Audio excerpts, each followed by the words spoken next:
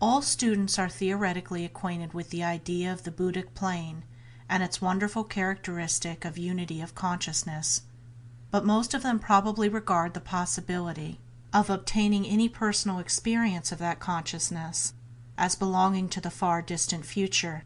The full development of the Buddhic vehicle is for most of us still remote, for it belongs to the stage of the fourth, or Arhat, initiation, but it is perhaps not entirely impossible for those who are as yet far from that level to gain some touch of that higher type of consciousness in quite another way. I was myself brought along what I should describe as the ordinary and commonplace line of occult development, and I had to fight my way laboriously upward, conquering one subplane after another, first in the astral world, then in the mental, and then in the Buddhic, which means that I had a full use of my astral, mental, and causal vehicles before anything came to me that I could define certainly as a real Buddhic experience. This method is slow and toilsome, though I think it has its advantages in developing accuracy in observation, in making sure of each step before the next is taken. I have no doubt whatever that it was the best for a person of my temperament. Indeed, it was probably the only way possible for me, but it does not follow that other people may not have quite other opportunities. It has happened to me in the course of my work to come into contact with a number of those who are undergoing occult training, and perhaps the fact which emerges most prominently from my experience in that direction in the marvelous variety of method employed by our masters. So closely adapted is the training to the individual that in no two cases it is the same. Not only has every master his own plan, but the same master adopts a different scheme for each pupil, so each person is brought along exactly that line which is most suitable for him.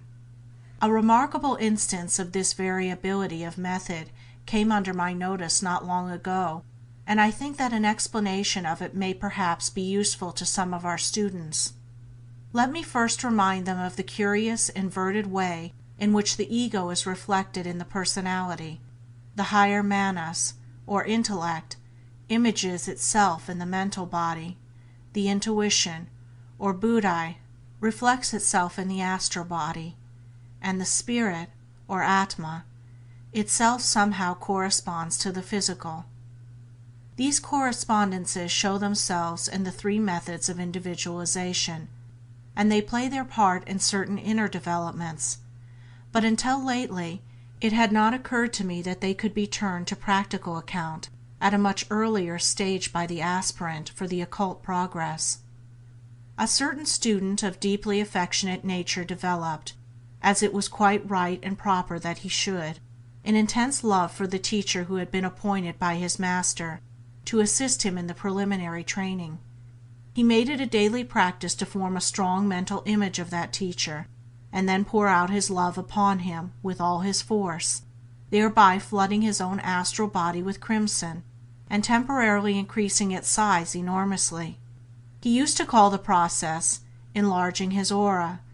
He showed such remarkable aptitude in this exercise, and it was so obviously beneficial to him, that an additional effort along the same line was suggested to him.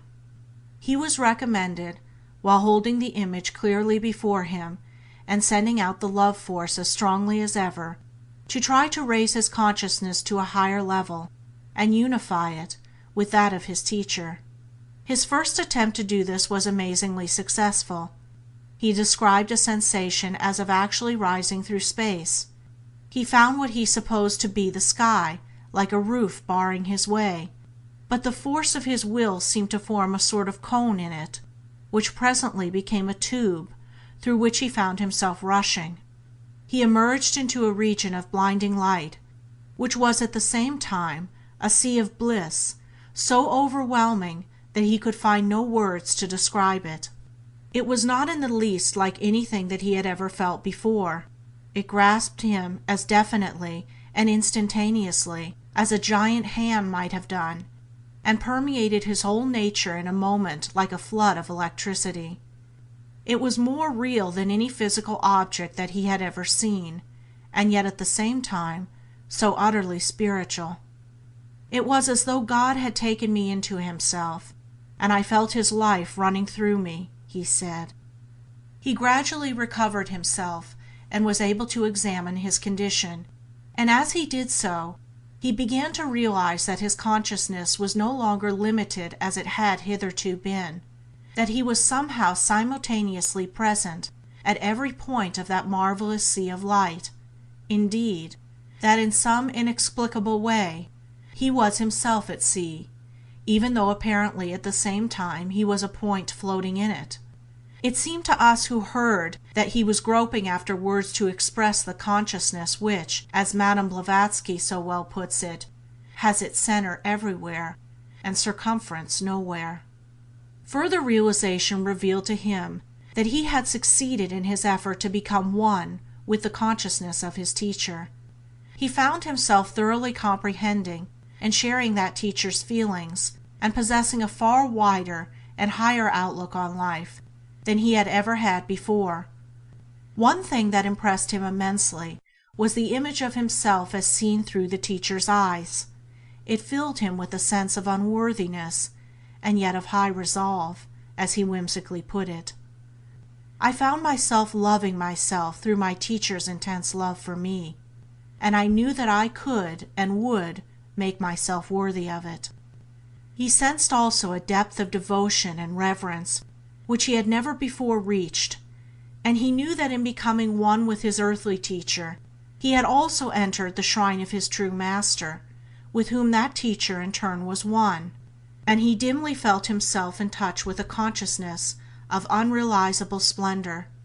But here his strength failed him. He seemed to slide down to his tube again, and opened his eyes upon the physical plane. Consulted as to this transcendent experience, I inquired minutely into it, and easily satisfied myself that it was unquestionably an entry into the Buddhic world, not by some toilsome progress through the various stages of mental, but by a direct course along the ray of reflection from the highest astral subplane to the lowest of that intuitional world. I asked as to physical efforts, and found that there were absolutely none. The student was in radiant health.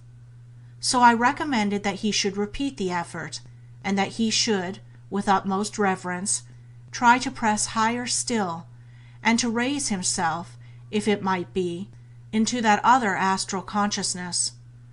For I saw that here was a case of that combination of golden love and iron will that is so rare on this our sorrowful star, and I knew that a love which is utterly unselfish, and a will which recognizes no obstacles, may carry their possessor to the very feet of God Himself. The student repeated his experiment, and again he succeeded beyond all hope or expectation. He was able to enter that wider consciousness, and he pressed outward and upward into it as though he were swimming out into some vast lake. Much of what he brought back with him could not be comprehended. Shreds of ineffable glories, fragments of conceptions so vast and so glorious that no mere human mind can grasp them in their totality. But he gained a new idea of what love and devotion could be, an ideal after which to strive for the rest of his life.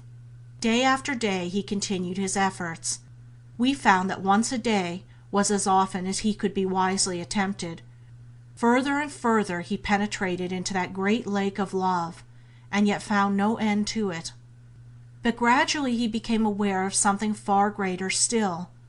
He somehow knew that this indescribable splendor was permeated by a subtler glory, yet more inconceivably splendid, and he tried to raise himself into that. And when he succeeded, he knew by its characteristics that it was the consciousness of the great world teacher himself. In becoming one with his own earthly teacher, he had inevitably joined himself to the consciousness of his master, with whom that teacher was already united, and in this further marvelous experience he was but proving the close union which exists between that master and the Bodhisattva, one who in turn had taught him. Into that shoreless sea of love and compassion he plunges daily in his meditation, with such uplifting and strengthening for himself as may readily be imagined, but he can never reach its limits, for no mortal man can fathom such an ocean as that. Striving ever to penetrate more deeply into this wondrous new realm which had so suddenly opened before him, he succeeded one day in reaching a yet further development, a bliss so much more intense, a feeling so much more profound, that it seemed to him at first as much higher than his first Buddhic touch as that had been above his earlier astral experiences. He remarked, "If I did not know that it is impossible for me to attain it yet, I should say that this must be nirvana." In reality, it was only the next subplane of the Buddhic, the second from the bottom, and the sixth from the top, but his impression is significant as showing that not only does consciousness widen as we rise, but the rate at which it widens increases rapidly. Not only is progress accelerated, but the rate of such acceleration grows by geometrical progression. Now this student reaches that higher subplane daily and as a matter of course, and is working vigorously and perseveringly in the hopes of advancing still farther. And the power, the balance, and the certainty which this introduces into his daily physical life is amazing and beautiful to see. Another phenomenon which he observes as accompanying this is that intense bliss of that higher plane now persists beyond the time of meditation, and is becoming more and more a part of his whole life. At first this persistence was for some 20 minutes after each meditation, then it reached an hour, then 2 hours, and he is confidently looking toward a time when it will be his as a permanent possession, a part of himself. A remarkable feature of the case is that this prodigious daily exaltation is not followed by any sign of the slightest reaction or depression, but instead produces an ever-augmenting radiance and sunniness. Becoming gradually more accustomed to functioning in this higher and more glorious world, he began to look about him to some extent, and was presently able to identify himself with many other less exalted consciousnesses. He found these existing as points within his extended self, and he discovered that by focusing himself at any of these points he could at once realize the highest qualities and spiritual aspirations of the person whom is represented. Seeking for a more detailed sympathy with whom he knew and loved, he discerned that these points of consciousness were also, as he puts it, holes through which he could pour himself down into their lower vehicles, and thus he came into touch with those parts of their lives and dispositions which could find no expression on the Buddhic plane. This gave him a sympathy with their characters, a comprehension of their weaknesses, which was truly remarkable, and could probably have been attained in no other way, a most valuable quality for the work of a disciple in the future. The wondrous unity of that intuitional world manifested itself to him in unsuspected examples. Holding in his hand one day what he regarded as a specially beautiful little object, part of which was white, he fell into a sort of ecstasy of admiration of its graceful form and harmonious coloring. Suddenly, through the object, as he gazed at it, he saw unfolded before him a landscape, just as though the object had become a tiny window, or perhaps a crystal. The landscape is one that he knows and loves well, but there was no obvious reason why the little object should bring thus before him. A curious feature was that the white part of the object was represented in the sky of his picture. Impressed by this wholly unexpected phenomenon, he tried the experiment of raising his consciousness while he revelled in the beauty of the prospect. He had the sensation of passing through some resisting medium into a higher plane, and found that the view before him had changed to one which was strange to him, but even more beautiful than that which he knew so well. The piles of white cloud had become towering snow-covered mountain, with its long lines sweeping down to a sea of color richer than any that in this incarnation he had seen. The rocky bays, the buildings, the vegetation, were all foreign to him, though well known to me, and by a little careful questioning I soon ascertained without room for doubt that the scene upon which he was looking was that which I suspected, a real physical view, but one many thousands of miles from the spot where he sat gazing at it.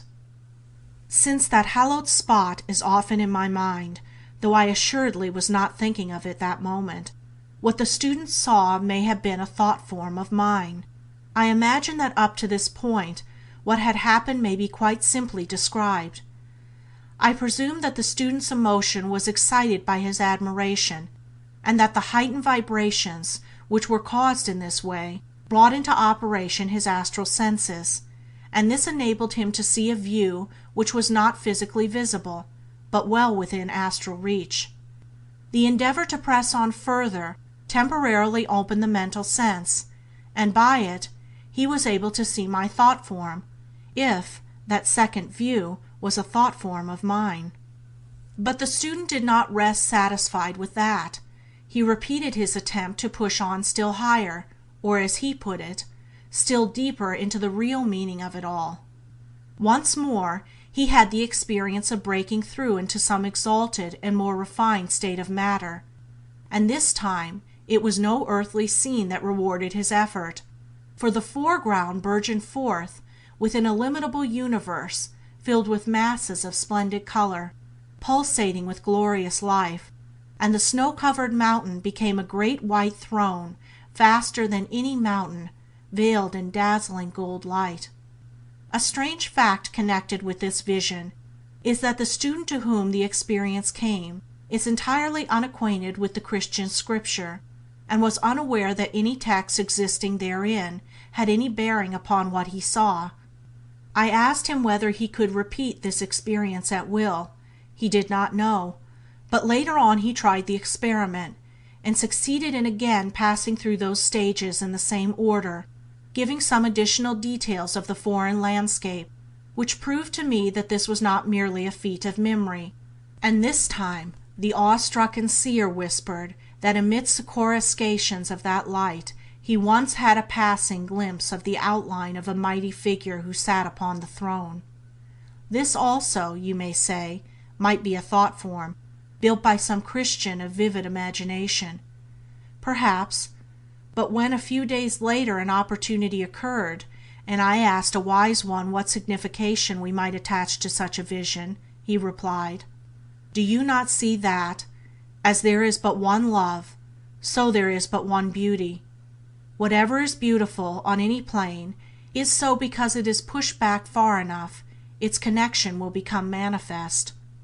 All beauty is of God, as all love is of God, and through these, His qualities, the pure in heart may always reach Him." Our students would do well to weigh these words, and follow out the idea contained in them. All beauty, whether it be of form or of color, whether it be in nature or in the human frame, in high achievements of art, or in the humblest household utensil, is but an expression of the one beauty, and therefore, in even the lowliest thing that is beautiful, all beauty is implicitly contained, and so through it all beauty may be realized, and he who himself is beauty may be reached. To understand this fully needs the Buddhic Consciousness by which our student arrived at its realization, but even at much lower levels the idea may be useful and fruitful. I fully admit that the student whose experiences I have been relating is exceptional, that he possesses a strength of will, a power of love, a purity of heart, and utter unselfishness which are, unfortunately, far from common. Nevertheless, what he has done with such marked success may surely be copied to some extent by others less gifted. He has unfolded his consciousness upon a plane which is not normally reached by aspirants. He is rapidly building for himself a capable and most valuable vehicle there, for that is the meaning of the ever-increasing persistence of sense of bliss and power. That this is a definite line of progress, and not a mere isolated example, is shown by the fact that even already the abnormal Buddhic development is producing its effect upon the apparently neglected causal and mental bodies. stimulating them into action from above, instead of leaving them to be laboriously influenced from below as usual. All this success is the result of steady effort along the line which I have described. Go thou and do likewise. No harm can come to any man from an earnest endeavor to increase his power of love, his power of devotion, and his power to appreciate beauty, and by such endeavor it is at least possible that he may attain a progress of which he had not dreamed. Only be it remembered that, in this path as in every other, growth is achieved only by him who desires it, not for his own sake, but for the sake of service.